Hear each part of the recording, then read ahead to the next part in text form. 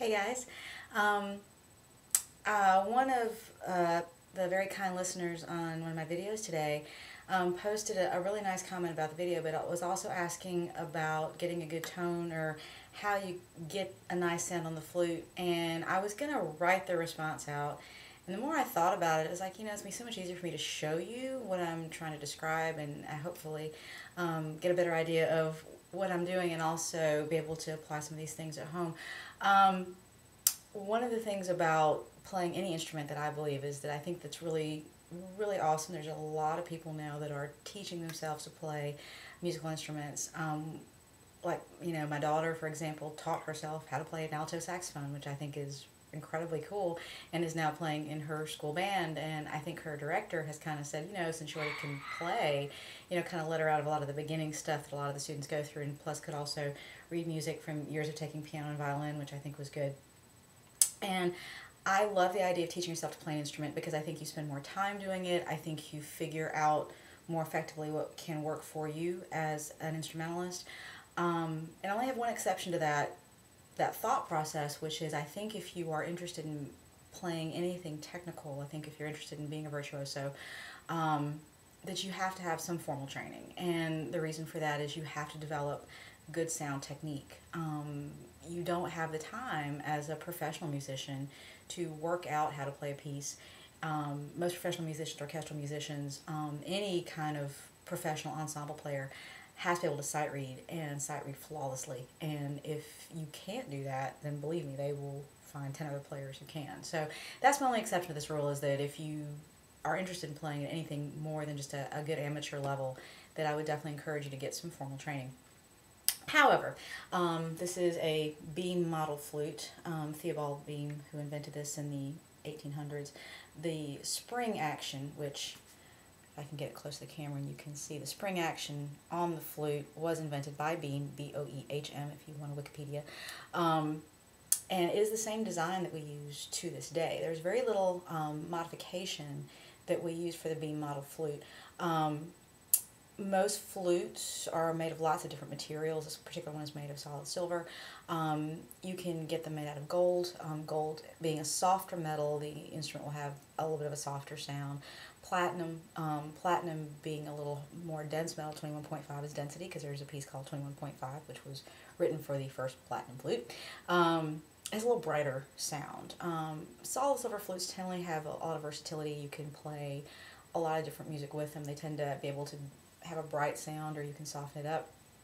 I think the question that the commenter had was, how do you get kind of a smoother sound? And I'm kind of guessing when you're asking that question, how do you get kind of a pure tone out of the flute? That's I think something people really work towards, and also too in terms of fluidity of the playing, how you get to that point. Let me just go ahead and preface this by saying I am well over 35.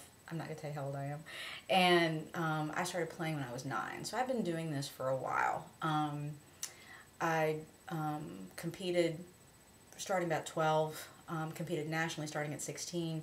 By the time I was 19, I was playing internationally and continued to play internationally until I was 21, at which point I went to medical school and didn't play quite as much at that point.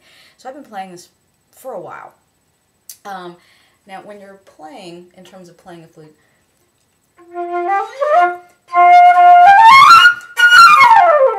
you're really trying to get a very pure kind of sound. And the best way to learn how to do that is to not start so much with the whole flute as just with this part of the flute, which is called the head joint. So we're going to disconnect the head joint from the flute here, and we're going to put this down. If you can look, the head joint has this thing called a lip plate. The lip plate was a fairly new invention from Beam, because the older flutes, which, give me one second and I will show you what I'm talking about. This is if you can see it, maybe if you move myself so you can see it. This is a Japanese or Chinese onion skin flute. You can see the little onion skin right up there. And as you can see, it does not have a lip plate. It has a hole. And so what they would do back in those days is they would just actually put the mouth right on the tube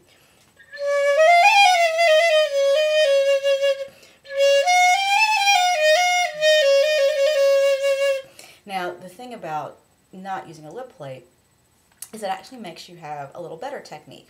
So the first thing that we're going to start with in learning how to make a good technique is your embouchure, which is this, what you're doing with your lips. When you're making an embouchure to play a flute, you're actually concentrating the stream of air. So what you want to do is you actually want to start by making the corners of your mouth kind of pinched, and as your corners of your mouth get pinched, it's going to concentrate that airstream. And you can even kind of, just as an experiment, if you were to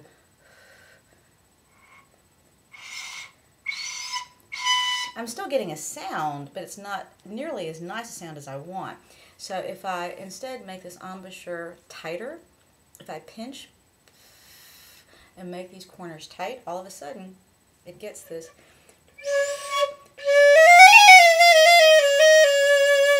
It gets a much more pure sound. So you can see when you've got just this one hole, you're having to concentrate that airstream a little bit more, so it's a little harder to get a good sound out of this, which is the whole reason why Theobald Bean did this. He put this lip plate on.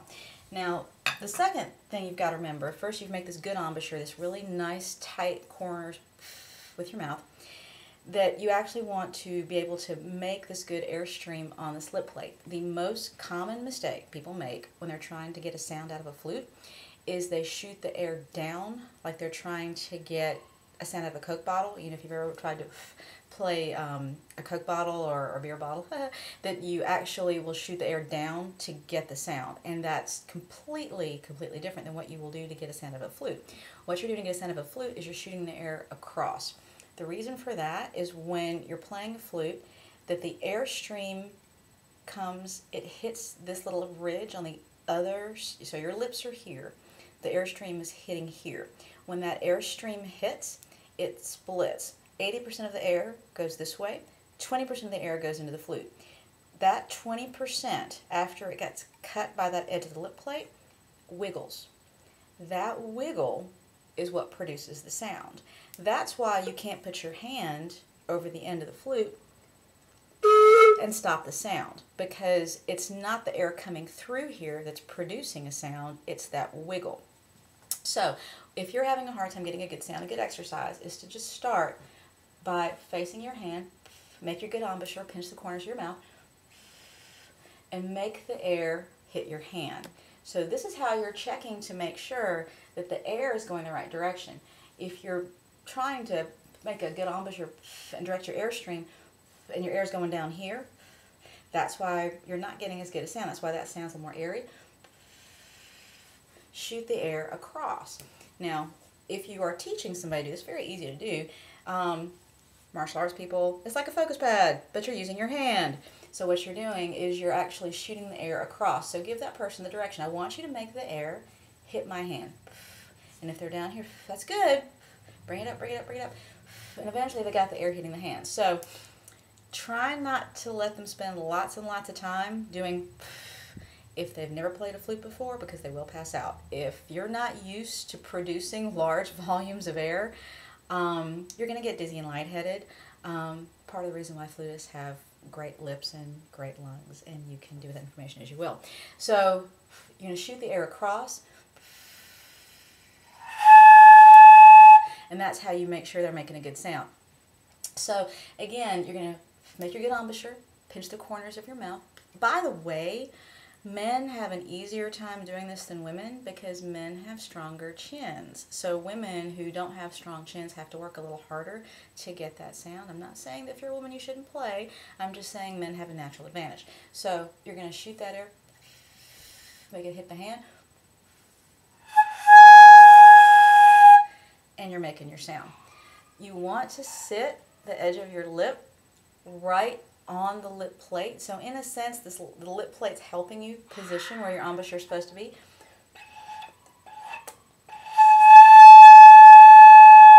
So that's always a good way. That's a good way to start making sure that you're making a good sound.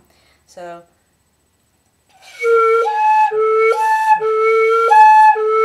you can see whether or not I cover the end or not, I'm still making a tone on the flute. So once you've got the hang of this, and I really encourage you just to play with this first to get your tone really good. Really practice in terms of making your good embouchure. Once you've done that, you can then put your flute back together. So your flute's back together. Your tone hole should be in line with your keys. So you always want to check that and make sure.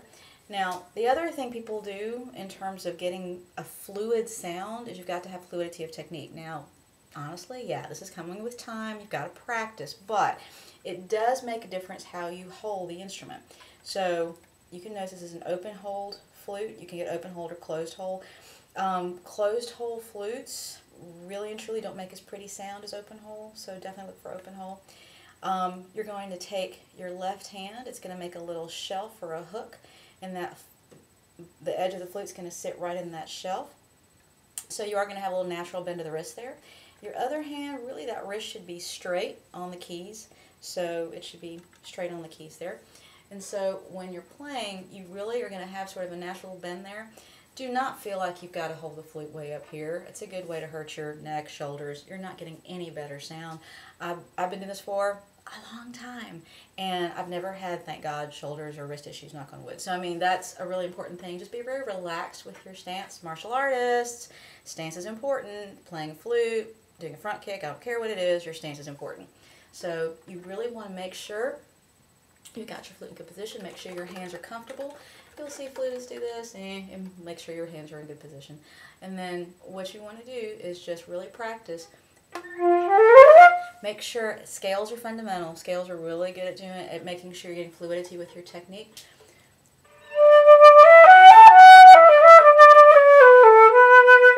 And then as you practice and practice, you're going to find when you do scales, you get a good sound. You're going to sound a lot better. So I hope this helps in answering your question. I figure this would be a lot easier way to explain than just to write all of this out. And I really appreciate, again, all the wonderful feedback and the positive comments. You just don't even know how much that means to me. I hope you guys are having a wonderful weekend. I hope you have a wonderful week. God bless. Take care.